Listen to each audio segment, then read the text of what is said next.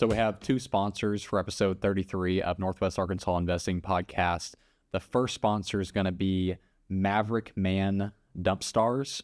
It's funny because the owner reached out to me to do the sponsor, and I was like, man, I actually use you guys on my my personal builds. When I'm doing new construction up in Bella Vista, we actually switched over to them, and they do a really, really good job.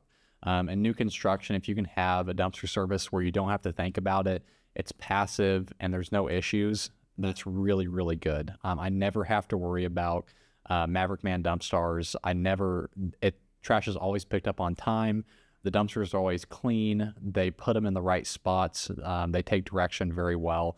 And it's very passive during the process of my builds. And that's something you want. So I'm speaking off of personal experience. I use them personally. I would highly recommend them for new construction. I'm going to read a quick note from the owner.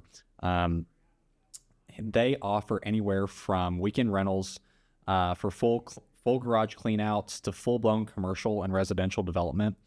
They really enjoy new construction and love getting to see all the projects come to life with us. They're right here in our community. They're a local company.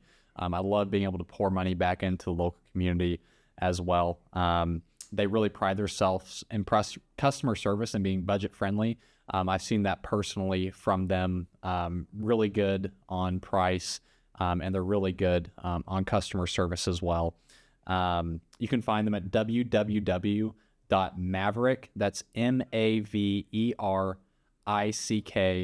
man, MAN, dump stars, DUMPSTARS.com. And our Facebook page, Maverick Man Dump Stars. It's a great company. It really is. I recommend them. I've seen them growing in popularity. For all your dumpster and trash needs, Maverick Man Dump Stars, get it there. So our next sponsor for episode 33, we feel really blessed and honored to be able to have a sponsor from C's Bees. Now I'm going to read a note from the owner here. C's Bees LLC, Arkansas licensed and bonded honey bee removal services. They perform cutouts and swarm removals. They sell fresh and local raw honey straight from the hive. Call Caleb to book your first service to buy local honey. They place first in the Washington County Fair with honey as well. You can contact them at 479-871-3205.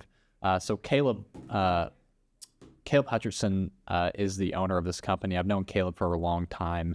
I even played some college baseball and some high school baseball, some traveling baseball with Caleb. Very high character guy. He's going to do the job right.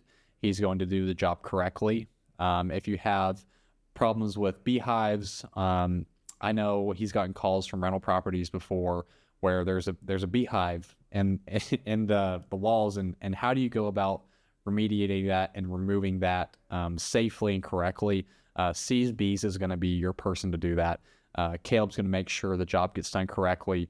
He's going to do it in a timely manner, and he's going to do it in a cost-effective manner as well.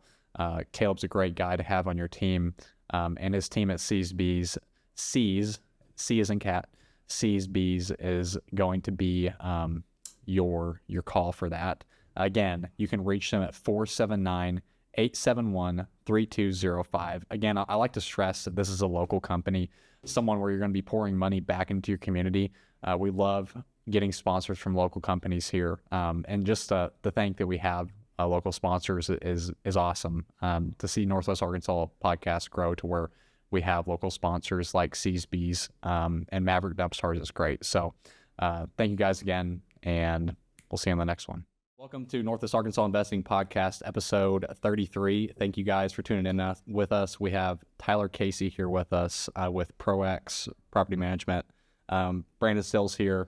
Isaac, salute, congratulations. Again, he's got a job as a financial advisor, and so it's a little tougher for him to get here during the weeks, but Isaac will be coming back on with us as well. We are really excited to have you, Casey. Thank you very much for coming down. Do you live in NWA? I live here. Okay. Yeah, I live in Bentonville. Okay, cool. Actually moving to Fayetteville right now. Really? Yeah. Sweet. Yeah. What part I'm moving in Fayetteville to? It is over on Courts Drive. It's Yeah. like the northeastern. Northeastern corridor. Yeah. Yeah. Good spot. I'm moving off About of 5 minutes from 49 and about 5 minutes from Blessings, which is my Ideal. that was my and my wife's horse barn is Yeah. 20 minutes from there instead of 40 minutes from where we are in Bentonville. So That's amazing. That's amazing. it's a little more convenient to the things we do outside of work. That's Yep. so great. So listeners, we found out we're all three of us. So Tyler was a college golfer. Brandon, as you can see, just got done golfing today. I'm going on a 4-day, Saturday, Sunday, Monday, Tuesday. I'm going to be golfing. So we all connect there, I guess. I'm jealous of you. We're gonna have to when I come off of this layoff period in a couple months, Yep. we'll all have to 100%. together. We will have Some golf. we'll have to do Yep. that. I'm going to probably disappoint you, but we'll have to do that. Hey, we'll figure it out. We'll have to do that. Yep. Let's kind of jump into it. So Tyler, you're the owner of Pro X Property Management. Are you? I didn't know this for sure or not. I'm guessing you have investments yourself as well. I do. Okay. I just kind of assumed it. I didn't know kind of the extent of that portfolio. And then you're a real estate broker as well. Yeah. Okay. And so you're able to, it seems like Tyler's all things kind of real estate related. Can you just like give us a 30,000 foot perspective of like what you do and how that operates on a day to day? So we really want to be like an all-in-one real estate investing solution where we're not just a property manager, but we're actually helping people successfully build a real estate portfolio that's passive, profitable, as easy as owning a mutual fund. And we can literally sort of handle everything from point A to point Z with them. We can help them acquire it potentially. We can help them build it. We can help them renovate it if they've acquired it, needs that.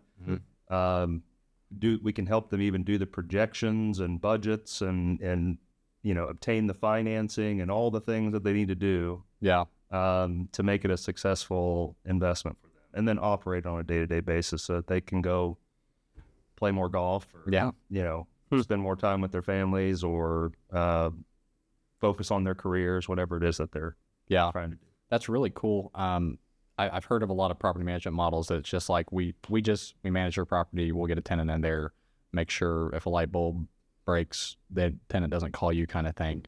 And so Pro X Property Management is the first time I've heard of a property management group, and you've probably potentially heard of others where you guys are like working with the client on their portfolio, which is unique. I mean, have you heard of something like that, Brent? No, it seems like a lot of the property management companies out there, it's kind of like their side thing, if you will. Like a realtor first, and they just like pick up 50 units on the side they think they're just gonna make a little extra income. But, and then maybe the thought too is maybe they could get a listing at the end when they decide to go ahead and turn around and sell it. And so, but it's cool to see. It seems like your company is property management first, and then a solutions-based company otherwise outside of that, right? The brokerage thing started out of just my property management clients back in 2009, 2010, before I got my real estate license.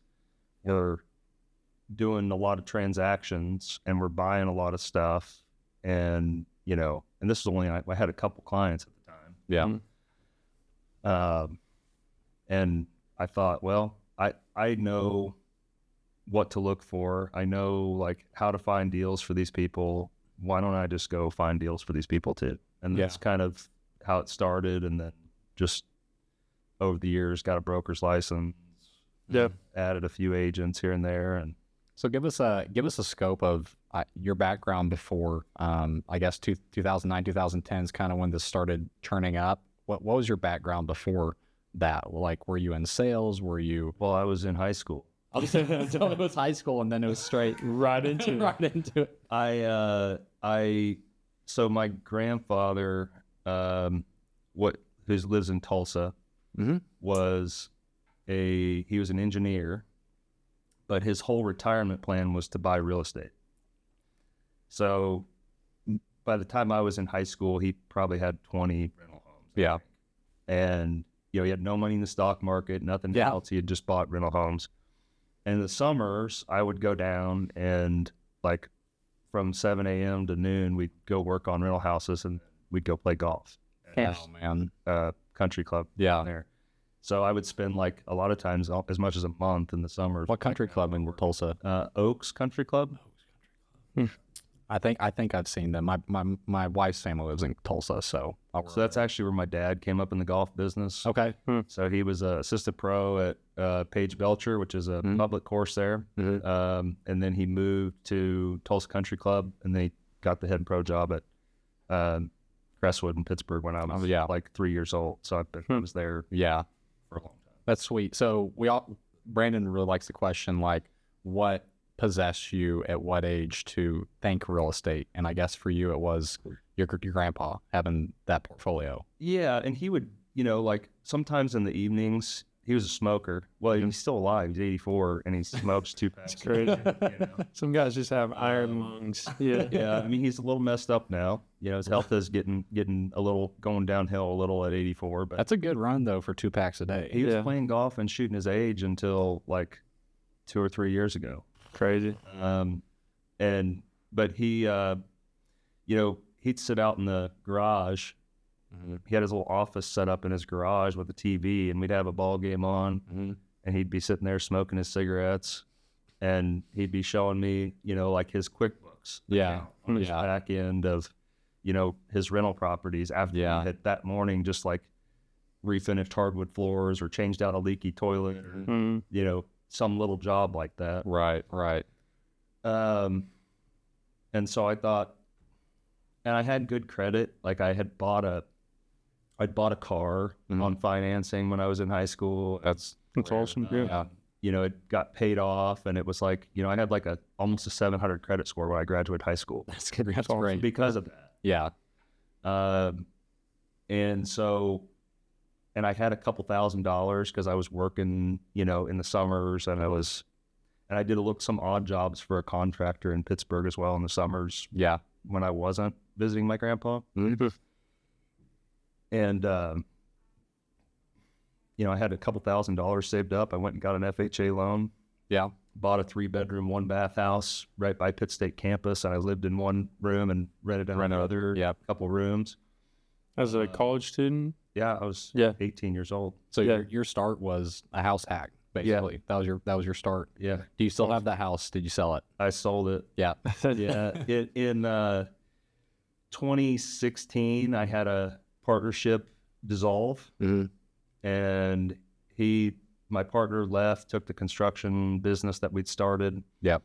And I got the real estate companies, and I had 40 units at that time. Yeah. And I sold them all off to get cash to pay him off. Okay. Because the real estate businesses were kind of worth more money than the construction operation at the time. So you kind of leveraged, I guess. So you said like in 2016, you sold about 40 of your units so you built up a portfolio of about 40 units up into from like 2009 to 2016-ish. Yeah. What does that portfolio today look like for you? And is it a bunch of single families? Are we in the multifamily? Are we commercial, or is it a mix? A mix. So we have 126 residential units now. Okay. So from 2016 to today, we sold 35 of the 40 at the time. So we went from 5 to 126 from 2016 to today. Wow. That does include 2 commercial buildings that are like 5 units each. Right. And then it includes everything from a 16-unit apartment building down to some single-family homes. Cool. And then we have a 13-lot mobile home park and a 38-lot mobile home park. Okay. And then we have that partnership with Zach, which is we have 3 self-storage facilities in Joplin, Missouri. They total about 1,400 units. Okay. We just built 100 more climate-controlled units on two of the sites. Okay. Which Zach does all that stuff. Yeah. I don't manage that part. Yeah. Our business manages my real estate. Okay. Just like it manages everybody else. Got it. So you're not necessarily intimately involved in your portfolio. It's not any more so than I am. Yeah. Anybody who we manage. Yeah. Did you create the company out of you saw a need, or did you create it out of like, I'm just doing this, why don't I just make a company out of it, kind of thing? Or how was it born? Well, after that first house, I was playing on the college golf team, and I knew a guy who was a banker, and this was 2009, so there was foreclosures everywhere. Yes. And I knew a guy who was a banker, and he came to me and said, "Hey, your dad said you're interested in real estate, and I've got 22 foreclosures that I'm looking to get rid of. You want to take a look at them and see if you want any of them?" So I went around, I looked at all these, and I picked out 3 that I thought were good fixer-upper, rehab type. Right. And the guy gave me 95% financing for purchase and construction because they were OREO properties, so they were other real estate owned. So they were in a bucket where like they could literally do anything at that time to get rid of them. Yeah. And I bought them all super cheap. And I went in and I fixed them up. And then when I was done, I went and refinanced them. Yeah. I actually pulled, I think, $20,000 out above and beyond what I had put in them. That's incredible.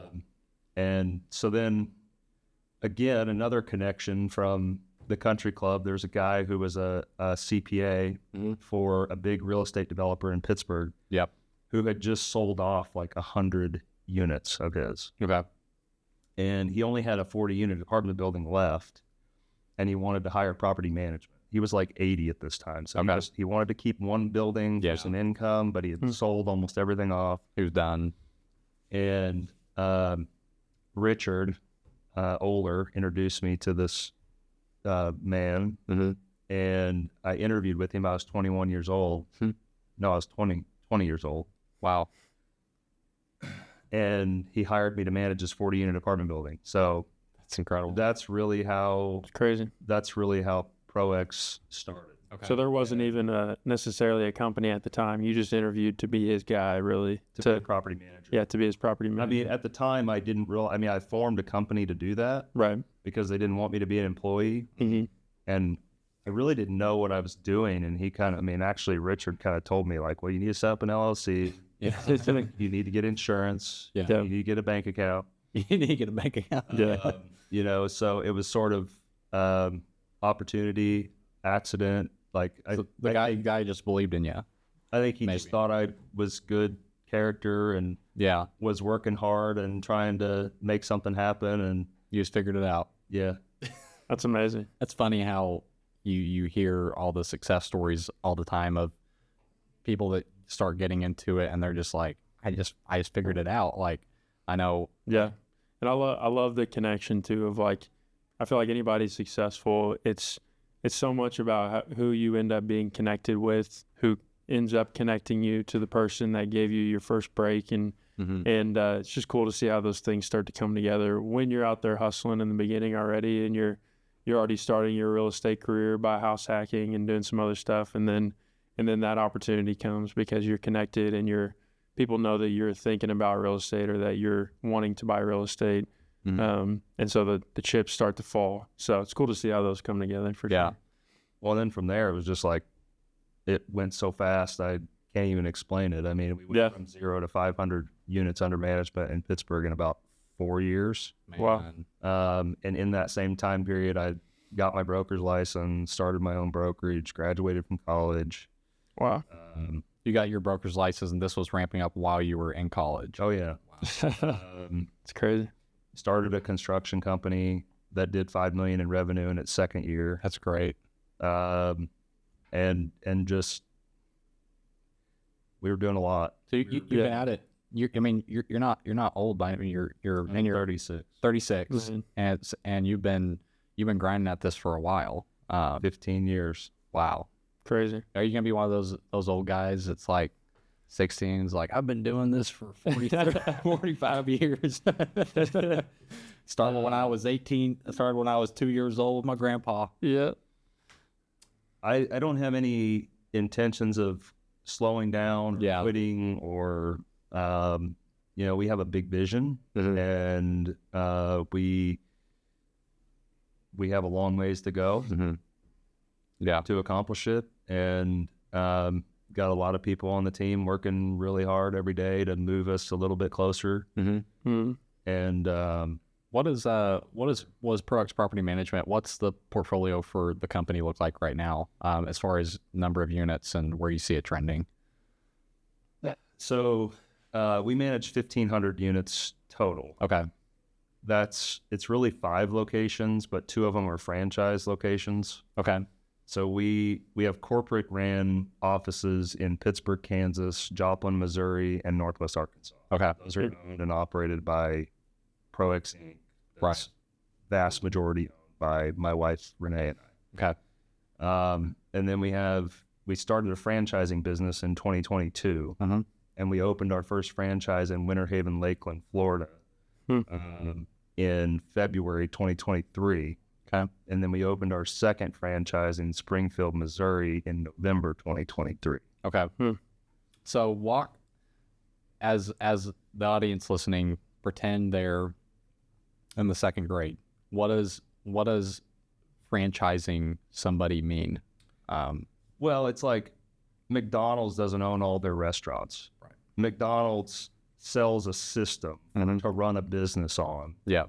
That's proven to be successful, profitable, scalable, to somebody who wants to be an entrepreneur that doesn't know where to start, maybe. And if I was starting over again, I mean, I feel like it would be 1,000% easier to have somebody on my team that like handed me a book of here's how to run a business, and here's how to build a business, and probably resources to help throughout the business too, right? Oh yeah, I mean they get all these, they get marketing templates, they get, accounting infrastructure, they get a whole operations manual and training program they get a whole staffing plan, like they get an accountability chart built for like when you hit this many units, this is who you hire, this is the person you're looking for, like everything kind of broken down. How to be successful. And they're still running the business. We can't tell them everything, and we can't be there every day, but it's definitely a good help. And then we're always there. Like we're new, and we're a small franchisor, so like it's really Renee and I that's supporting them. And they have our cell phone numbers, and if they have a problem, they can call anytime. So it's kind of, just like they have a built-in coach. Pretty personal at this point in time. Yeah. How do you go after that? What are you looking to identify? And is it like someone where you see, hey, we just started doing this and we acquired 500 units, but we don't really have, you see they don't have the best of systems and processes in place? Or are you saying, hey, that's a great target for us? It could be a conversion candidate like that, but honestly, we're doing nothing to try to grow that. Okay. Just people reaching out, maybe. I mean, we had, so in Winter Haven, Lakeland, it was a friend of mine, Drew Swain, who is he's a home builder and a broker already. And he wanted to start a property management business. But he's like, I don't know what I'm doing. Yeah. He's like, I don't know how to handle all this stuff. I can imagine there's a million problems I could run into. Right. And at the time I was managing like just under 1,000 doors between just Pittsburgh and Joplin. And, he said, maybe we should partner up on this. Yeah. And so initially we did a partnership. And when we got into the partnership, I just said, I think this would go a lot better if we would get this set up where you just own it, control it, you keep the equity in it, pay a small royalty. And I said, it'll only cost me, 15 or 20 grand to get set up as a franchisor. Yeah. Just let me do this, and then we'll, and then the other one was one of our biggest clients. He's a former NFL guy, big Webb City, Missouri football hero, Nebraska football player. Yeah. Introduced me to a guy in Springfield that was asking him about property management. Yeah. It's like he had 70 doors himself. He was like, I've hired 2 property managers. They just suck. I can't get them to do anything I want. They're too slow, blah, blah, blah. And, Tracy and Grant were just like, you need to talk to Tyler. Yeah. Basically. Yeah. And so we met Jesse Ahern, which is our franchisee in Springfield. Okay. And it basically, he wanted to find a way to manage his properties better. Mm-hmm. But, you know, that's not really our model. Our model is like, you're going to scale a property management business when you do a franchise with us. Yep. And, you know, he was like, well, I do kind of like the idea of if I can build a team that does it and I can have a system and I can offset the cost of, you know, managing my own properties. Yeah. And maybe get some more opportunities to buy more properties through the property management portfolio. Yeah. So he ended up buying a franchise, partnering with a guy who was a realtor in Springfield, a young guy named Cole Forbes, who's really, really good. Okay. And yeah, it was just, we're not actively seeking franchisees, but if the right, and Cole was managing 60 properties for another broker as well. Okay.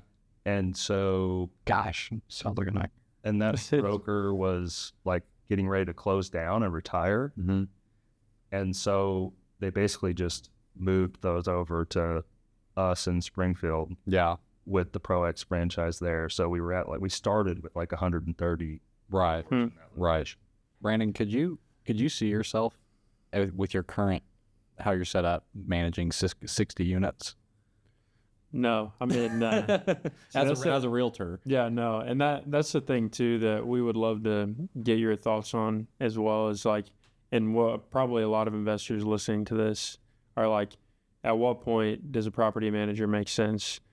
Is it when I start, or is it just, does it depend a lot on someone and their lifestyle and how they want to live and maybe the kind of margins that they have? Yeah, this is a big rabbit hole. But anyway, what is this? I know there's probably not a general answer for this whole question, but when does it make sense to hand over from you managing it, someone like Zach or I managing our own properties? I think you've got your 8th. I've got 1 right now, kind of moving into 2, and it's easy now, right? Because there's softwares out there that can help you manage it. But at what point do you think it made even sense for you and your portfolio or others to kind of turn that on? Not had my own company manage my properties, but yeah, I mean, at the beginning, until we got to about 160 units, it was just me. Yeah. And I even had like, I think 15 or 20 before I even hired my first employee of my own. And then we were managing like 160 doors, and I was selling real estate. Yeah. And I had done like $4 million worth of volume that year in Pittsburgh, Kansas, with an average transaction of like $80,000. That's a lot of transactions. Yeah. It's a lot of transactions. So you were, $4 million sounds shitty here, but it's a lot. You were hustling, man. I was working hard back then. Yeah. Managing that many properties and and selling and selling and doing my own investment deals. I was doing all the construction work on my own investment deals at this time. That's a busy life. It was kind of miserable. Like, my wife and I have been together since college, and I mean, in college even, I would, you know, go to class, go to golf practice, get done, and go work on a house until midnight, and then I'd get up and go do it all over again. And she would go sit there with me. And sometimes one of my buddies or a couple of my buddies from the construction management department at Pitt State would come help me work on the houses. Actually, one of my original partners, Josh Bird, was there with me a lot. Fixing houses up. Yeah. In the evenings after we got out of college, work, whatever. Yeah. And it was a lot. But I've never not been involved in it. But what I would say is it's a very individual situation. Yeah. Based decision for me. Yeah. So I always think of property management as like, I mean, first of all, we tend to be more efficient than a self-manager. Like a self-manager, and that's not the case with every property manager, I'll tell you. I mean, I've had my own experience trying to invest in markets that I don't manage. My company doesn't manage my own properties. It's got to be tough for you. It's not wonderful. Yeah. You know, most of the time that I've dealt with it. Yeah. 'Cause I've tried to invest other places just to kind of diversify, and I've not had wonderful experiences. So now I only invest where Pro X can manage them for me. Yeah. And you know, I mean, we're 95-6% occupied across the 1,500 unit portfolio at all times. Incredible. You know, we're collecting 97+% of available gross rents. Even better. Yeah. So like owners who hire us get the vast majority of the money that they expect every month. Yeah. As do I in my own portfolio. Our turn times average less than 8.5 days across the 15 unit portfolio. So like from the time it's vacant to the time it's ready for rent. Wow. That's the most impressive stat. Yeah, that's insane. Yeah. So, you know, most people can do better working with us than they can do on their own. Yeah. And the reason isn't, you know, people think that property managers aren't going to care about my property like I do. That may be true, but they also work on your properties 9 to 5, Monday through Friday, every week. And if they're doing it efficiently, effectively, with good systems, good processes, good data, good metrics, and, you know, they can be more effective than somebody who's got a family that they're focused on. It has another full-time career that they're focused on. Because what I find with a lot of people that self-manage properties is it's like 3rd, 4th, 5th on their list of concerns, right? Further down. And if your buddy wants to go play golf on a Saturday afternoon, but you really need to go get that unit turned and put up for rent, you know, you may just put it off another day, and you may do that for a week or 2. I would. Or a month. And I see people do that all the time. Yeah. We take over portfolios all the time with people that they may have 10 units, and they've had 3 of them vacant for more than a month. That's crazy. And we would never do that, right? Like, we would never allow that to happen. And you're like, I mean, unless it was like a unit that was down to be remodeled. Or Right. you know? Yeah. But, I mean, you have to. but like, even assuming you're self-managing and that's the only thing you do and you're super efficient at it, which is typically not the case, you could still buy a whole hell of a lot of time back. Yeah. You know, or, you know, depending on the size of your portfolio, between 7 and 10% or so collected rents. Like, I mean, you can buy a lot of your time back, a lot of your life and sanity and peace back. So I would say it's more like, where are you at financially? Like, where are you at with your career, with your family life? With your, like, what do you have going on? And is this a long-term retirement play? Is this something I need income out of every month to survive? It's a great question. Which you shouldn't be probably even investing in real estate if that's your intention, is to like, I'm going to live off of the cash flow that I'm making on it and I'm still using debt and stuff. I mean, if you get a big chunk of cash and you go buy a portfolio, sure. Yeah. Right? Or you're retired and you and you have a bunch of properties paid off, okay. Right. But like, if you're using debt and you're acquiring assets, hopefully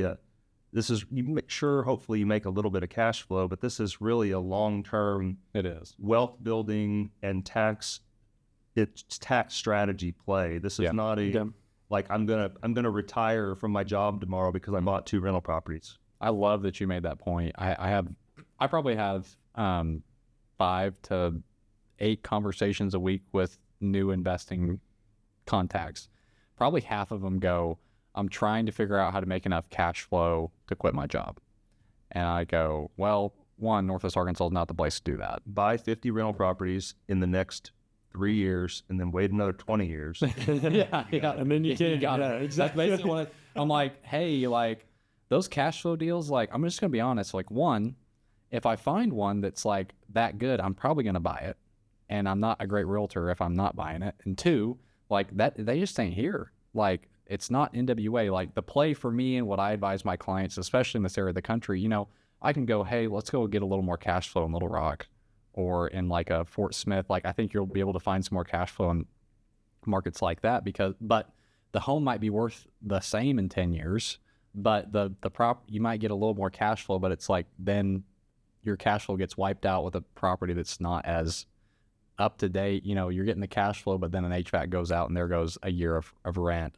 And so my personal play and what I advise my clients to do is like buy properties that are good and that you can see yourself with it in the long run and here in 20 years, 25 years, 30 years. And like, what is your goal? The first question I always ask, what's your goal for this? Like, are you trying to retire tomorrow, or are you trying to like look out for, you know, if they're coming to me at 30, I'm saying, are you trying to look out for the 55, 6-year-old version of yourself? Or are you trying to retire in 5 years? That's how people have to think with real estate investing.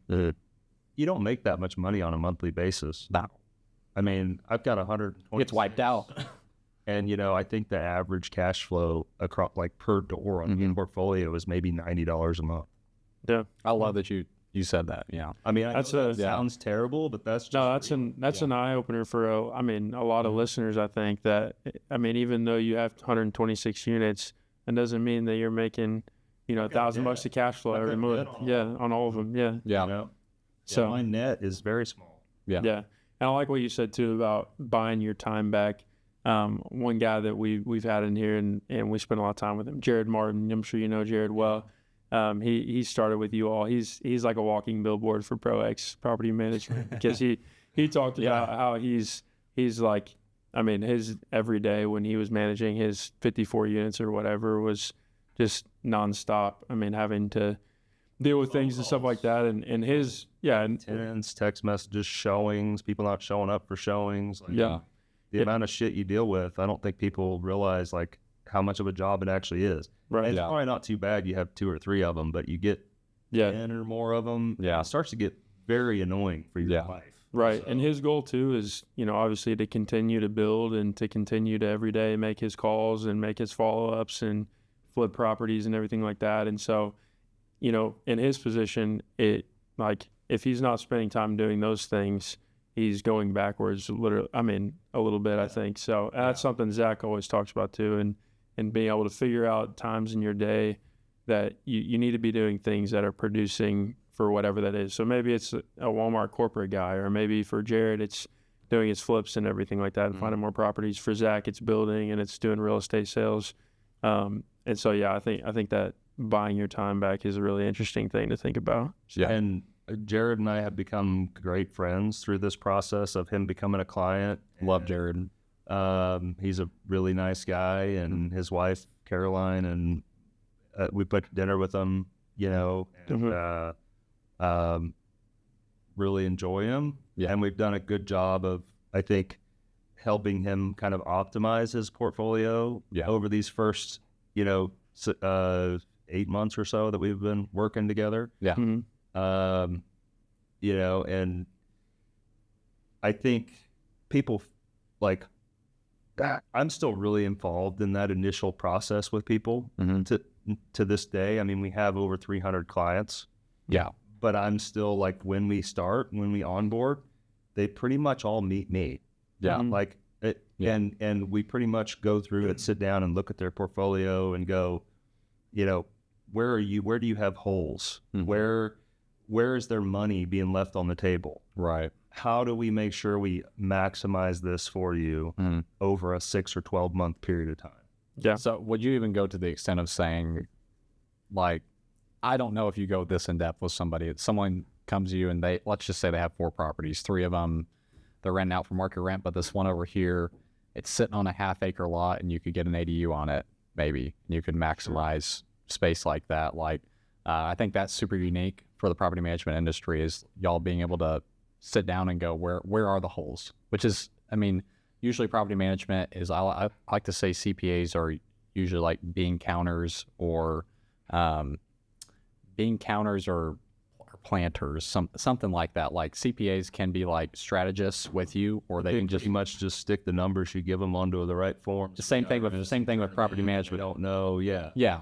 It can be like, hey, here's your portfolio. Let's just get them rented out. See you next kind of thing. It's very transactional. And I like that about you. I'm sitting here going, man, Pro X Property Management sounds pretty, even with a small portfolio.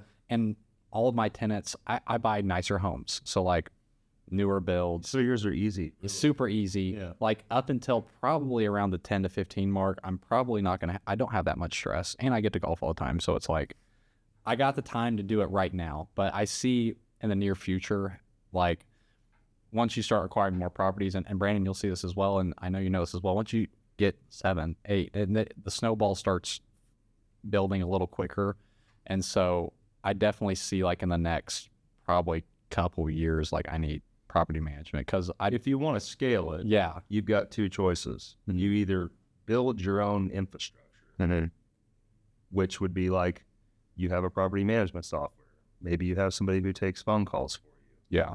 that's probably a $40,000 a year person. Yeah. Like, Or your wife. you know, maybe you have like an after hours weekends answering service that costs you $1,000 a month. Yeah. You know, maybe you have like a self-showing technology that costs you $500, $600 a month. Yeah. And by the time you do that, it's like you better have 200 doors to build that infrastructure versus hiring a property manager who already has all that infrastructure. Yeah. You know, so it's like, I think sometimes people I mean, I don't really use it like this, but like people who are smart investors that don't have 200-300 units, like rent our infrastructure that we've built in order to buy their time back. Yeah. That's really what the trade is. Yep. I love that. I really do. Yeah. I'm sitting here, man, and I'm like, Yeah. sounds good. Yeah, 100%. And I think too, I mean, even for like us being in the real estate business, Zach and I, you know, knowing the rental market, knowing the selling market, even in NWA, there might be gaps that we're not seeing that you are seeing because you all have the infrastructure and it's You're built seeing out. markets too that we're Exactly. Brandon and I are so focused on NWA. Well, you guys, I'm telling you, looking at Joplin, Missouri, Springfield, Missouri, both of those are because the thing is, they're both growing. They're not growing like NWA is, but they're growing. Right. And so, you know, over time, you would think you would still get some good appreciation. I mean, I'm not banking on like 2020 to 2023, Right. you know, 10, 15, 20% a year. Down here, you might get that, like, you know, assuming all the stuff with Walmart and the headquarters and force people to come back and population growth all plays out the way people are speculating. Right. But like, you know, in Joplin or Springfield, you can really get, you know, probably like, I would guess over a 10-year holding period. If you just, I wouldn't even suggest somebody buy a piece of property if they're planning on holding it for less than that. Right. You know, a 3% average appreciation rate, which is what historical averages in real estate, period. And, you know, you can buy cash flow. Yeah. So those markets really they're better investment markets than here, unless your idea is speculative appreciation. Yeah. Yeah. You know, I love that you said that because so many of our listeners and really people listening in general are just like NWA or die. And it's NWA is the best and we're bulletproof and D1 University, 5 Fortune 500 companies ain't nothing. and that's all true. Which is great. Yeah. What value is going to probably hold here and most likely go up. Yes. But I love that you're preaching the long-term hold because it is more of a 10-year plus type of thing. It's like I always say, and Brandon hears me say this all the time, like I'm looking out for the 20 or 30-year-old. I'm looking out for the 40, 50, and 60-year-old version of me. Like, how can I make decisions now that I'm going to look back and like smile and be happy that the 27-year-old version Zach Stanley made? And how can how do I have the perspective of a 6-year-old version me and like make decisions now that impact that person and impact that sort of life? And so like, everything you said has been leading towards that. You guys probably don't need money from your investment properties like today. Correct. You know, and most people who are doing real estate investing are in a situation where they have some level of income that sustains a lifestyle that they're satisfied with. Correct. Yeah. Right? And it's like, why are you even, and it's not to say cash flow is not important. It's just to say that that's not the whole idea behind a real estate investment. It's a popular word. And there's huge tax benefits, especially if, you know, I have found with some clients, like they have a wife that doesn't work maybe.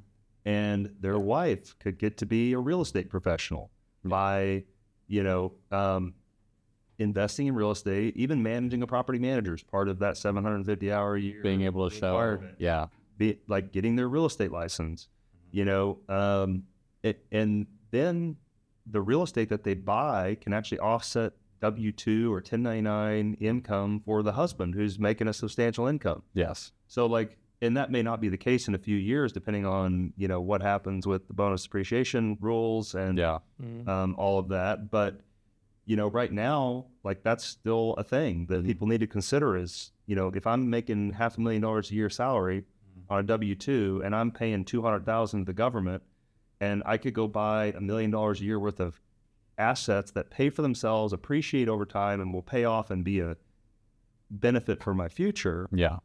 And I can basically get rid of that $200,000 of taxes that I pay every year by doing that if I structure this right. Yep. Like, Huge. who gives a shit about cash? Yeah. Yeah. Like, 100%. you know what I mean? Like, that sounds like a crazy thing to say, but it's not. It's all personal. It's all your situation. Mm-hmm. And it's all having people that understand it and how to show you how to maximize your situation. There is no like one size fits all thing. Yeah. My wife and I talk about it all the time. We're like, well, what if we probably a year ago, we were talking about what kind of cash flow do we need to like do what we want? And we came to the conclusion of and Kyle might kick me in the butt for saying this, like, we don't really care about cash flow. Like we're gonna, even if we hit that number, we're still going to want to work. Like we're going, like, just because of our drive, like we're going to work and we're going to have high income because of that. And then we're not going to need the cash flow. So why are we worrying about it so much? And so like we came to that conclusion because like, I mean, same thing with you and your wife, like if you can find the cash flow deal, I'm not saying audience, like I'm not saying if you find a cash flow deal, like get it. Yeah. That's great. For sure. Jared found a deal. Yeah. When we first started working together, I think he had like 40 doors when we first started working together. And then he found this deal on a 16 unit apartment complex. Yeah. Yeah. We've been talking with him. And I like walked him through it, helped him analyze it, helped him lay out the financing strategy, helped him lay out kind of the plan of, okay, how are we going to get this from where it's at to where it could go. Yeah. And that's his ass hustling and calling and, following up and, stuff I don't do anymore. Yeah. And finding that deal, and that deal will cash flow great when it's stabilized. Yes. And that deal is worth a whole lot more money than he's going to have in it. Yes. Yeah. And that deal will appreciate over time. It's like 3 miles from University of Arkansas. Yeah. Yeah. So like, it's incredible. Yeah. There are deals out there for somebody that's grinding and willing to work. Yeah. And find the deal. Yeah. The reality is 99% of people aren't. They're not doing it. They're not making the calls. They're not. So if you're not willing to do that, what's your alternative? And it's not cash flow. Like, yeah, it's looking at what everybody else is looking at on the market, right? And it's stuff like that. So I mean, Jared's getting access to those deals because he's willing to hustle and he's willing to follow up. And if you're an investor, you guys may not like this, but you shouldn't be exclusive to one realtor for buyers. Yeah, like that is stupid. Yeah. Honestly, you guys, if you're investors, you should be taking every realtor that sells investment property in this whole market to coffee once a month. Yeah. Yeah. And saying, bring me a deal and I won't take a commission and you keep both sides of whatever you negotiated with the seller. And if it works for me and I close, that's the deal. I don't give a crap about the commission. You know what I mean? Yeah. And that's what every investor should be thinking. Like, how do I network with, because you find deals that nobody knows about and they never go in an MLS and they get sold before they hit the market. And so do I, and so does everybody else. How do you get a team of people like that under? Yeah. How do you network? How do you get, I mean, that's part of why I'm here today. Yeah. Part of why I'm here today is because you guys might find a deal that you don't want to do that looks good for me or looks good for one of my clients that we can put it together. And you know what I mean? Like, just, it never hurts you to, we all have pocket stuff. Oh, yeah. And it's kind of a joke in the industry, like some of the stuff that, some of the rules and regs with MLSs and stuff, because it's like, there's always a form you can fill out. Yeah.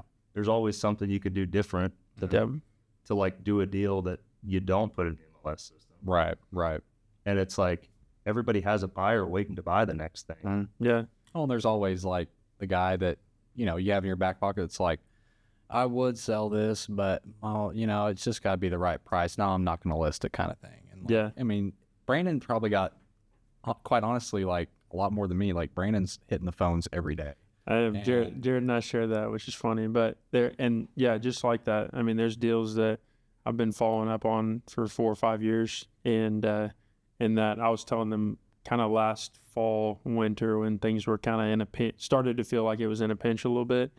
I had some storage owners, because I met Zach years ago too, and told him I was looking to get started, and so I started calling then. And I know you met Zach Quick years ago. Yeah. So we've been spending time together for a long time. But anyway, those owners finally started calling back last fall, when they were like, okay, maybe we have hit a peak and things are starting to pinch a little bit, and we're not sure about the future, and blah blah blah. And they're boomers ready to kind of get out of the business a little bit too. And it's kind of this culmination of things I've been kind of following up this whole time. And so, yeah, I love that you said that too, because, any investors that might be listening to this, if you want to be investing at all, I told Jared Martin this too.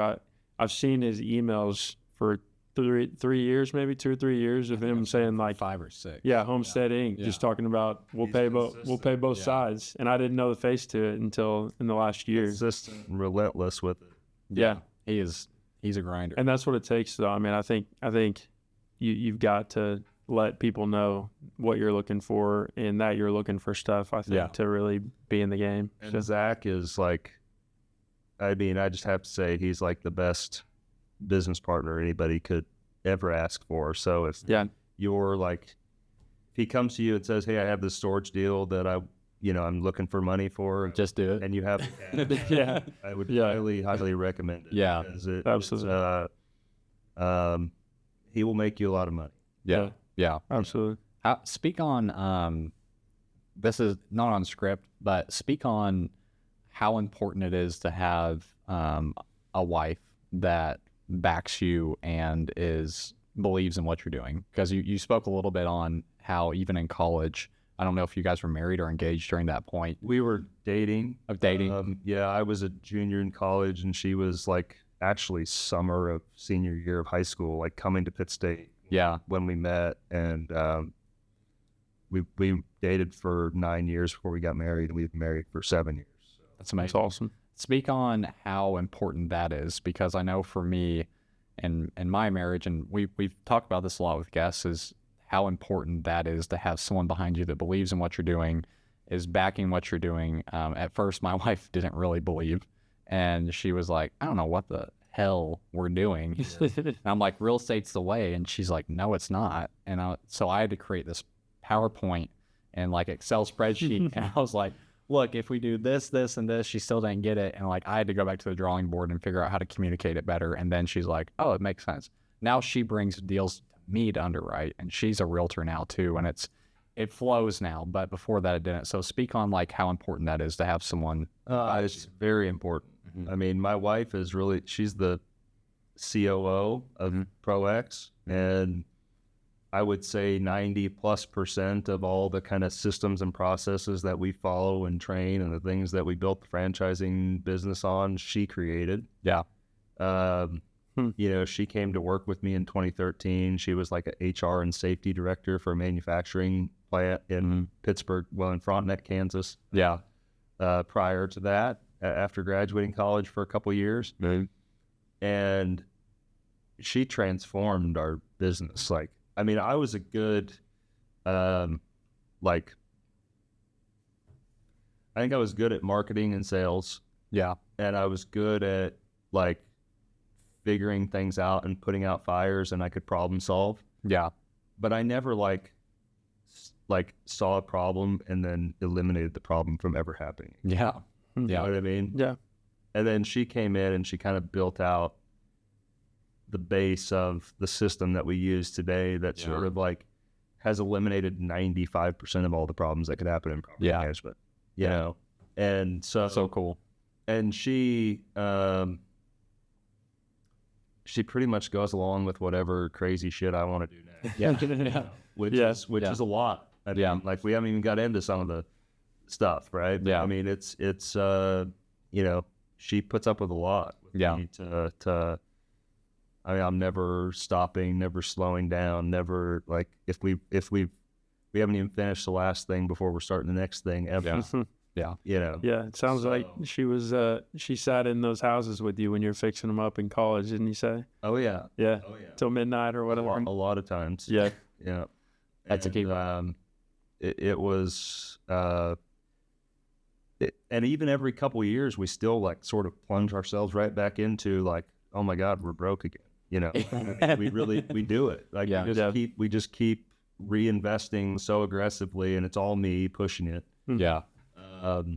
You know, in the business, in more real estate, everything we can get, every dollar we acquire, everywhere we can find money, it goes somewhere. Yeah. Yeah. And I love that you said that. I recently heard a successful businessman tell me, he was like, it's hard, but it's not that hard at the same time. It's like, figure out how to provide a service to your community that makes you a lot of money, reinvest that money and do it again. And then like, you'll end up better on the other side. That's all it takes. Just figure it out, figure out how to provide a service that creates a lot of value to your community or communities in your case, and then reinvest that money and then repeat. And you're doing it. We screw up all the time. Yeah. Like we make stupid investments, you know.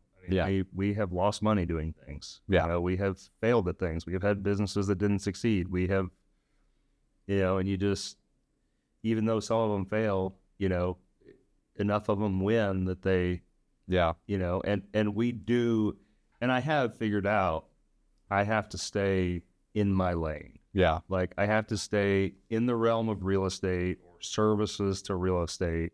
You're not going to go start a restaurant. Something that I understand. No. Not unless I'm okay with losing money starting a restaurant. Yeah. Because I don't know what the hell I'm doing.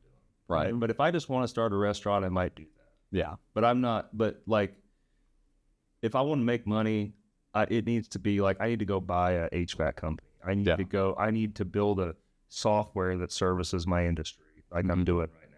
Yeah. I need to franchise my business concept and teach other people how to be a property manager. Mm-hmm. I need to, and that's after years of like trying all kinds, you know, like, you know, throwing money left and right at stupid shit and losing money everywhere. Yeah. That you just kind of learn like, you can't do that. Yeah. You can't do that. Yeah, Grant Trial by Cardone. fire. Yeah, exactly. I'm sure you know the name Grant Cardone. Oh yeah. He always talks about real estate guys being broke, and he says everything he gets. He's like, if you got money sitting around, then you need to get rid of it right now. And I think that speaks to a little bit of kind of the philosophy that you're taking. Yeah. And I mean, really, it kind of, I think over the last 3 or 4 years, as we've seen all this inflation, I think a lot of us have come to realize that money sitting in account is going negative. Oh, yeah. And so, especially in areas like NWA, if you have the ability to buy, you're not going to be disappointed with that situation in 10, 20 years or more. So I think that's kind of the goal. And I think a lot of our listeners are probably thinking the same way. A lot of them probably thinking that we might be at the top and something's got to crush, but all signs are pointing to, in Northwest Arkansas, a continued rise. And I don't see any tail end of them stopping printing money either. And so that's just another thing of like assets are going to continue to go up and your dollar's going to continue to go down. So I think there may be some short-term, I mean, there's only been one drop of real estate values in the history of like, since we've been tracking it. There's been actually 4 times where over a decade period of time, the values of real estate went down. Mm-hmm. And there's only been one instance of where they went down by more than 10%, and that was in 2008. Yeah. So it is very rare that real estate values go down for an extended period of time. Yeah. Yeah. It can happen. I mean, it's not a straight line up.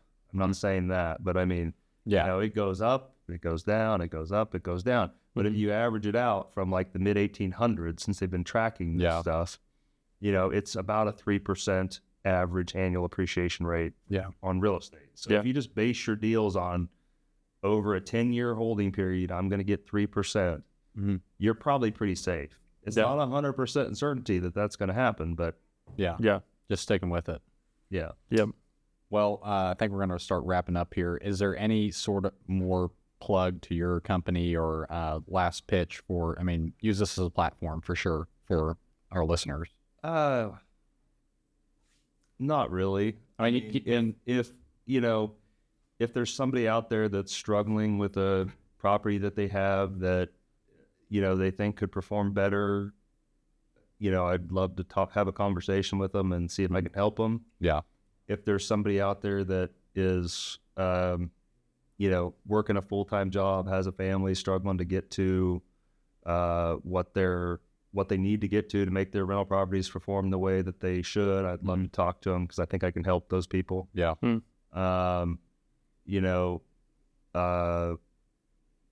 We don't sell shit to people that don't need it. Yeah. And if there's people out there that feel like they need help with their rental portfolio, I'd love to talk to them. Yeah. I think we could help them. But Yeah. that it's on their own time and their own need basis. Right. Love it. Thank you guys for tuning in to episode 33 with Tyler Casey and Brandon Still. We'll talk to you on episode 34. Thank you guys. Love you guys. Love you guys. Yeah.